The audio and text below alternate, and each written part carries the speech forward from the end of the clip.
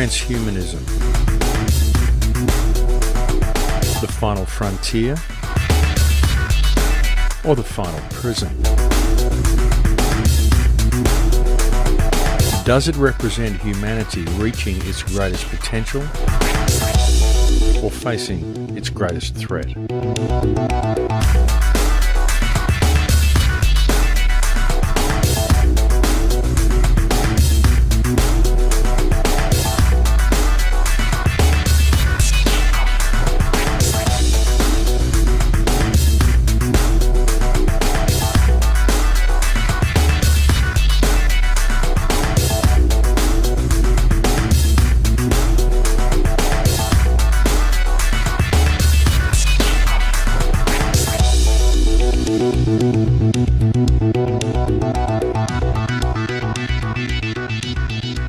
Over the last century, the people of Earth have continuously become more disconnected, both from each other and from their surroundings.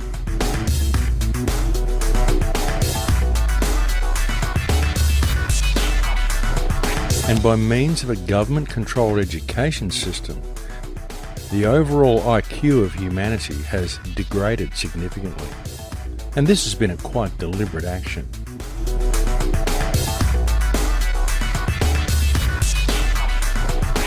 But in our eagerness to embrace technology, one of the most significant problems we are facing is that if one steps back and looks a little deeper at the system we are living within, it becomes glaringly apparent that what this system is in the process of doing is seeing to the removal of virtually everything that makes humanity human, to then usher in a new era, the age of the transhuman. Anybody who is going to be resisting this progress forward is going to be resisting evolution, and fundamentally they will die out.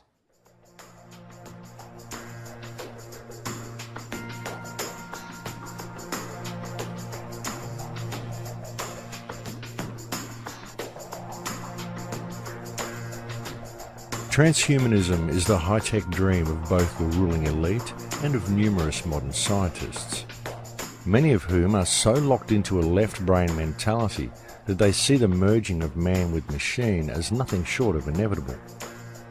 And due to the lack of any real connection to reality that many people feel in the 21st century, in modern times there are a large number of average people who are actually eager to embrace the idea. And we see kids by the millions going to their doctors and their pastors nowadays saying, I don't feel anything, I don't feel human. And that's a perfect sign of the fact that individuals are no longer even able to identify with the human species anymore, because we're already in the midst of the species splitting in two, and those being still human and those others being post-human.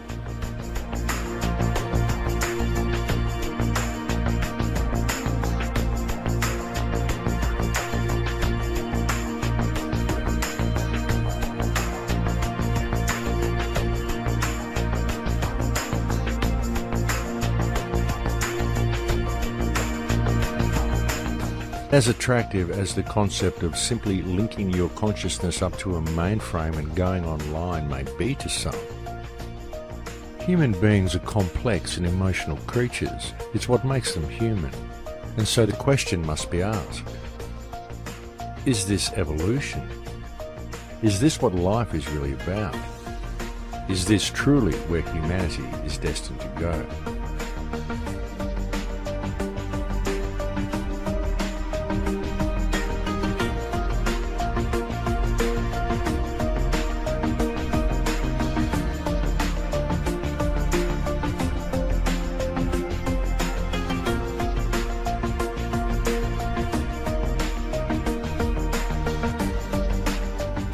What is a human being? What makes it possible for a biological organism that is around 85% water to function as a sentient life form? Why do human beings experience reality in the manner that they do? And what effect may it have upon human beings if they were to enhance themselves with technology? There is a very, very dark side and an occult side to transhumanism. But I believe that everybody should be able to recognize that if you look at it for what it is, transhumanism represents mankind's desire to escape the human condition. I also personally believe that transhumanism is the religion of the atheists. Much is about upgrades, physically or intellectually, but if you listen to the transhumanists, they say that eventually you'll be able to upload your soul or consciousness to a computer. And at that stage you will basically be able to decide how you would like to live, how long you would like to live, but also the rules that would be surrounding you. Transhumanism is related to technological utopianism, a futuristic science fiction world, a belief that science and technology will shape things for the better, eventually leading to a utopia. It's an updated version of an old religion, an idea of a new heaven.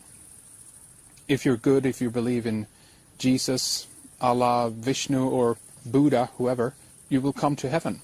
But much in the same way, if you believe now in science and technology, you are all going to reap the benefits of a new heaven that is going to be created right here on earth.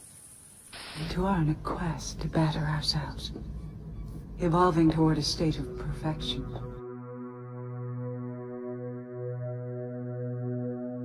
Everything that is experienced by a human being is interpreted by the brain as an electromagnetic impulse. Whether it be sight, or sound, or touch, or taste, or smell.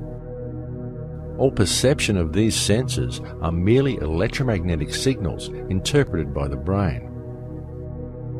It can therefore be clearly seen that the human body is in fact an extremely advanced biological computer. And so the real question then becomes, what are the real implications and the real dangers of such a digitally controlled world? And ultimately, why? Why would humanity ever seek to blend something as complex, as highly advanced and as miraculous as the human body computer with something as inorganic and limiting as a machine that has the very real potential of being controlled by an outside source? It's not a matter of whether it's good or bad. It's going to happen.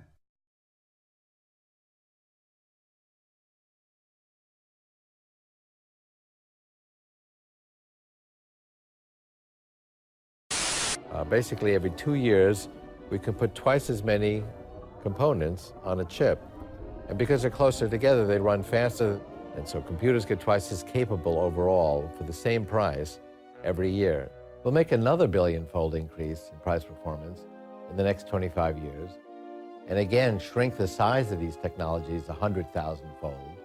So we went from a building to something that fits in your pocket in 40 years. And the next 25 years, we'll go from something that fits in your pocket to something that's the size of a blood cell.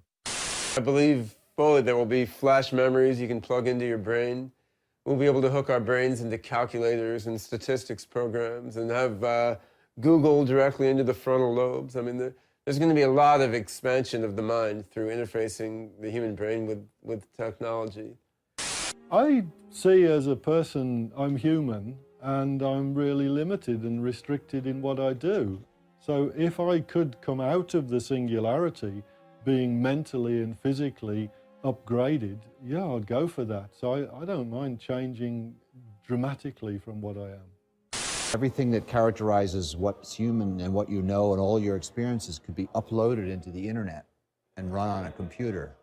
In here we can be anything we want to be. I'll see you on the inside.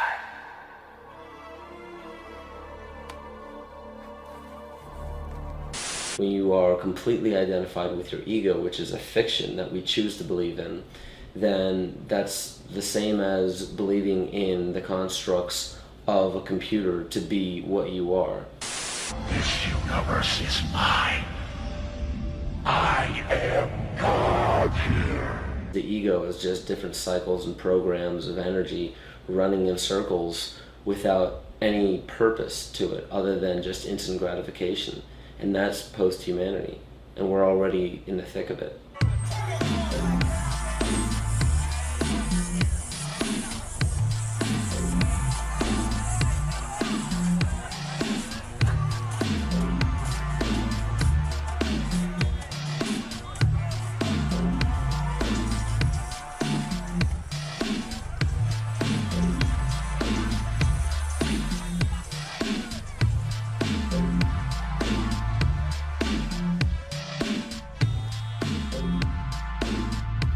What we have in modern times is a species with only 3% of active DNA, indoctrinated into using only one side of their brain, that exists in a debt-based society in which every single person within it is required to pay to live in what is essentially temporary accommodation, as our modern consumerist-based societies build very little that is actually designed to last.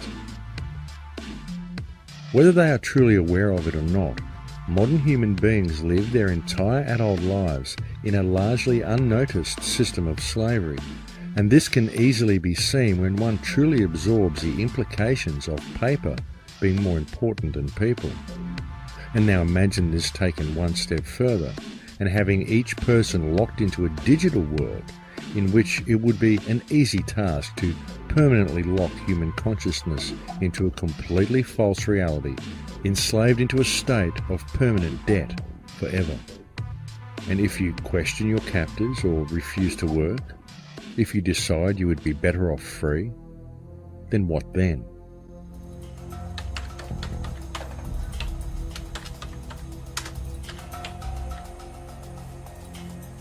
Transhumanism may well be presented to the world as a method of improving mankind.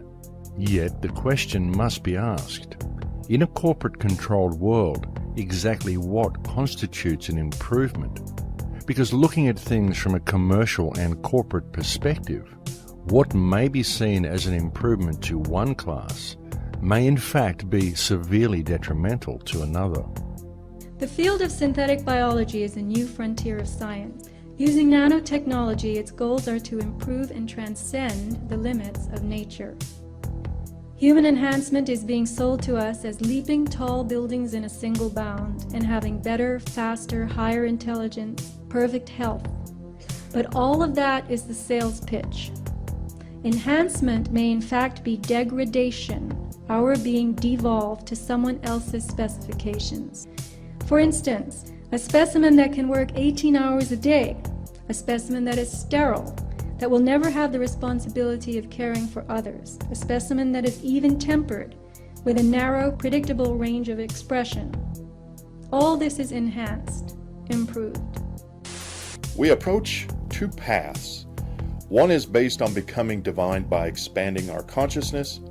The other path is focused on becoming God in a materialistic way using technology. I believe both will become reality, revealing the soul of the decider. We should choose carefully.